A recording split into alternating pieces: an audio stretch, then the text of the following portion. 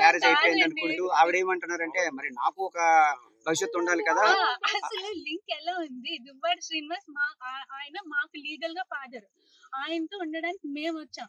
వాళ్ళ పిల్లలకి మా డాడీకి సంబంధం ఏంటి, వాళ్ళు ఎందుకు వస్తారు, వాళ్ళు కావాలంటే వాళ్ళ హస్బెండ్ దగ్గరికి వెళ్ళి వాళ్ళ డాడీ దగ్గరికి తీసుకెళ్లి ఫైట్ చేయించమనండి.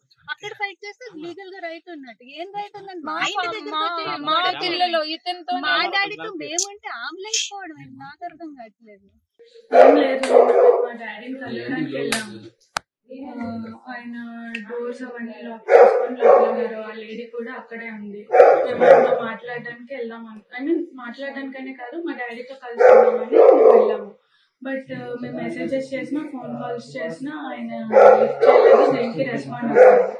సో ఏంటి అంటే వాళ్ళు ఎప్పుడో ఒకప్పటికైనా డోర్ తీస్తారు కదా అని మేము బయట వెయిట్ చేస్తాం.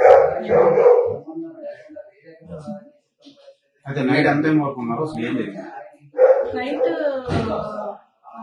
యాక్చువల్లీ నేను ఆఫ్టర్నూన్ 3 నుంచి నైట్ 1:30, 2 వరకు ఉన్నాను. బట్ వాళ్ళు ఎవరు రెస్పాండ్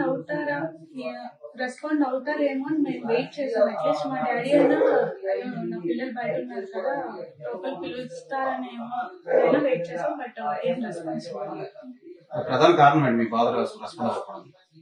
ఆ లేడీ తో ఉండడమే రెస్పాండ్ అవుతుంది. చాలా మంత్స్ అవుతుంది, లాస్ట్ ఇయర్ నుంచి దూరంగానే ఉంటాను.